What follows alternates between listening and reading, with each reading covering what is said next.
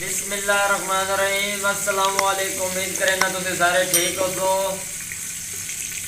आज तुहानू अज असीं बहुत मज़ेदार चिकन ते आलू बना के विखाइंदे पे ते इंशाअल्लाह तुहानू मज़ा आसी। जिन्ना साडे चैनल नू सबसक्राइब नहीं किया वो जल्दी नाल कर दियो ताकि नवीं तो नवीं वीडियो तुहाडे तक पहुँचदियां रहन। चटपटियां मज़ेदार ज़ायकेदार लाजवाब तुहानू मिलदियां रहन ते वसल असें पा दिते ने। रोज़मर्रा जिंदगी के नाल नाल असीं तुहानू बना के विखाइंदे जासूँ। इंशाअल्लाह तुहानू मज़ा आसी। साडे नाल जुड़े रहे परदेसी जो लोग हैं तो इंशाअल्लाह तुहानू मज़ा आसी। फुल गाइड करांगे। थोड़ी जी भुनी लैने तो फिर असीं तुहानू इहदी शिकल विखाइने आए और साडे वसल बुझदे पैन आए चेक कर लो। बहुत सोहनी शिकल इहदी नज़र आती पई है ते वसल भुनण दे नाल नाल असीं मुर्गी भी तो पावनी है। बिस्मिल्लाहिर्रहमानिर्रहीम असी तकरीबन एक पाइया मुर्गा विच पाया, ज़्यादा नहीं पाया। तुहानू विखावन कण पाया। इन्होंने भी असी प्याज़ां दे नाल भुन लईसूँ तो चंगी जी भुनी ला के खूबसूरत जी तो तुहानू फिर विखावांगे।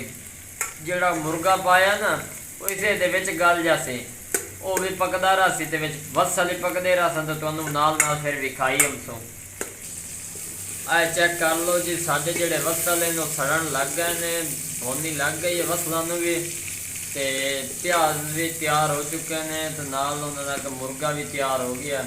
हुण असीं विच टमाटर भी पा छुड़े ने 3-4। बिस्मिल्लाहिर्रहमानिर्रहीम टमाटर भी हैं, मर्चां भी हैं, थूम ते अदरक भी है पिया।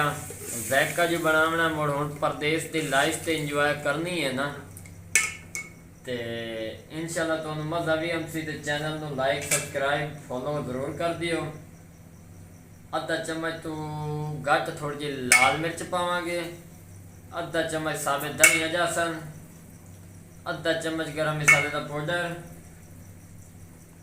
अद्धा चम्मच लाल हल्दी का पाउडर हल्दी का पाउडर पावना, अद्धा चम्मच नमक पा दिता। आ मसाले असें पा दिते ने। इन्होंने असी चंगी रीत मिक्स कर लेंगे।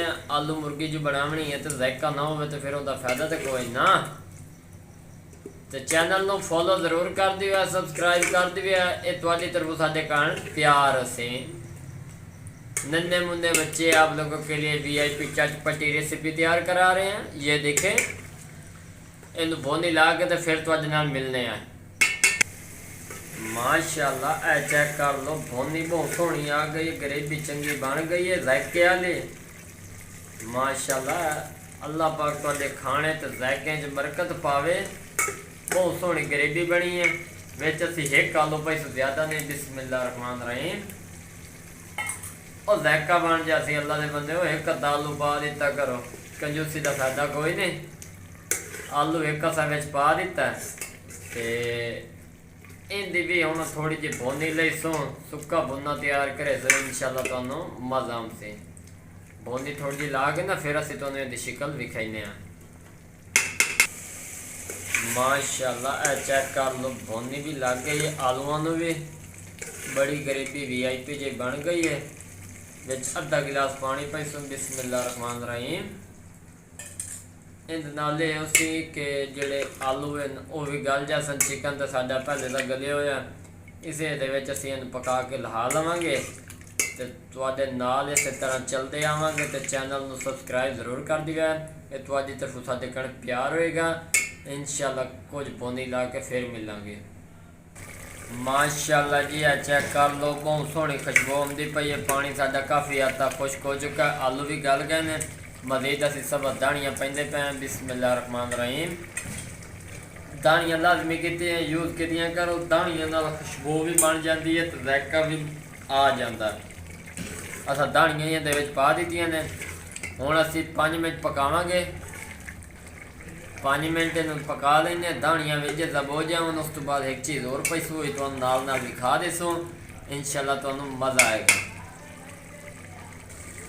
माशाअल्लाह जी आ चेक कर लो सालन साडा काफ़ी हद तक तैयार हो चुका है। हुण असीं इहदे मेथी पेंदे पे खुशबू कण ताकि इहदे विच एक प्यारी लुक बन जाए। बिस्मिल्लाहिर्रहमानिर्रहीम मेथी भी असां इहदे विच पा दित्ती है। सिर्फ और सिर्फ 2 मिनट का वक्फा देने उस तो बाद असीं उतार के तुहानू दिखावांगे। आलू मुर्गा। माशाल्लाह जी, चेक कर लो, आलू तो मुर्गी साड़ी तैयार हो गई है, बड़ी मज़ेदार तैयार हुई है। कढ़ेंदे पे ग्रेवी वाली। बिस्मिल्लाहिर्रहमानिर्रहीम। माशाल्लाह जी, बहुत ही मज़ेदार और खस्ता तैयार हुई है। अगर वीडियो पसंद आवे तो चैनल को लाइक सबसक्राइब कर दिया, ताकि जो नवी वीडियो थोड़े तक पहुँचती रहन। दुआवां याद रखें। तब तक के लिए इजाज़त चाहते हैं। अल्लाह हाफिज़।